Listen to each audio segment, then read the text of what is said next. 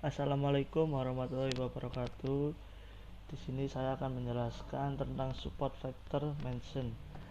Nah, untuk support mention itu ada catatannya. Jika pada benar-benar awam apa itu Python, silakan untuk melakukan cek pada artikel tersebut yang sudah diterapkan pada artikel di web tersebut. Nah, untuk kali ini saya akan membahas tentang untuk support vector mention. Nah, itu apa? Support vector mention. Untuk support vector mention itu diartikan pada bahasa Indonesianya itu adalah mesin menggunakan vektor sebagai pendukung penanda atau untuk membagi data ke dalam dua kelompok. Lah, di sini ada catatan sendiri dengan kata SFM itu merupakan sebuah teknik yang menggunakan dua titik atau dua vektor. Yang selanjutnya titik itu akan membentuk garis pembatas atau garis yang di sisi pembatas itu dibentuk dua buah vektor tersebut yang disebut dengan hyperplane. Nah, untuk tata cara kerjanya SFM itu tersebut dilihat melalui ilustrasi tersebut. Nah, di sini kan ada berbagai titik garis tiga. Nah, itu ada vektor-vektornya. Nah, itu termasuk masing-masing garis itu dibentuk oleh titik dua yang terdekat dengan garis-garisnya. Bisa dilihat kita memiliki kelompok pembagian sudah kita ketahui, oleh karena itu klarifikasi buat clustering. Kemudian tugas SFM sendiri itu membagi dua kelompok sebaiknya itu mungkin terjadi. Nah, apa yang dimaksud dengan pembagian tersebut? Nah, di situ kan ada pembatasannya. Nah, itu memisahkan dua kelompok antara jarak terjauh antara titik terluar di masing-masing kelompok garis pembatas itu sendiri.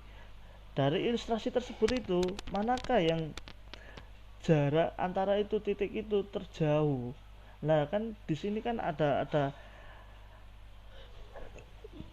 di sini kan ada pembahasannya. Untuk titiknya itu sendiri, jarak terjauh itu ada terdapat pada A dan B. Nah, itu ada hyperplane positif sama support vektornya. Nah, di sini kan ada support vektornya yang dinamakan variabel A dan B itu sama-sama tegak lurus. Maka itu hyperplane negatif sama hyperplane positif itu dinamakan support vektor pada titik garis sejajar. Nah, di situ kan terdapat melalui ilustrasi di atas kan menentukan hyperplane terbaik yang memberikan jarak terjauh atau jarak marginnya itu antara dua kelompok yang berbeda akan menjadi mudah. Lah, disebut dua titik itu menjadi patokan hyperplane yang dimana ada hyperplane positif dan negatif itu dengan adanya support yang saling berjajar atau saling berhadapan terhadap vektor hyperplane sama hyperplane negatif sama hyperplane positif. Nah, di situ kan ada catatannya. Paling penting jarak jauh antara titik merah dengan hyperplane atau antara titik biru dengan hyperplane harus yang sama. Mungkin ada yang bingung masih dengan dua titik tersebut kan.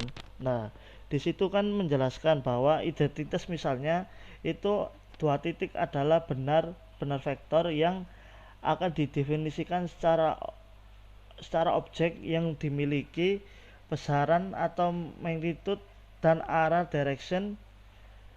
Kita tidak membahas itu lebih jauh, yang sangat rumit intinya.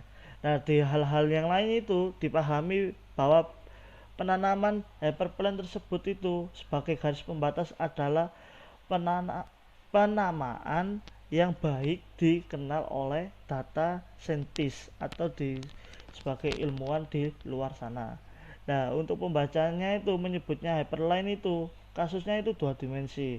Itu sama dengan dua vektor yang berjajarkan hyperplane negatif dan hyperplane positif. Nah, di situ itu ada pembatasnya merupakan plane-nya tersebut atau satu titik pembatas. Bukan hanya sekedar garis. Jika 3D-nya tersebut itu akan tampak seperti di garis di bawah ini. Nah, ini kan akan menghasilkan garis 3 dimensi yang menghubungkan hyperplane positif dan hyperplane negatifnya. Nah, sekian dari saya. Kalau ada salah kata atau tata bicara yang kurang benar mohon dimaafkan. Wassalamualaikum warahmatullahi wabarakatuh.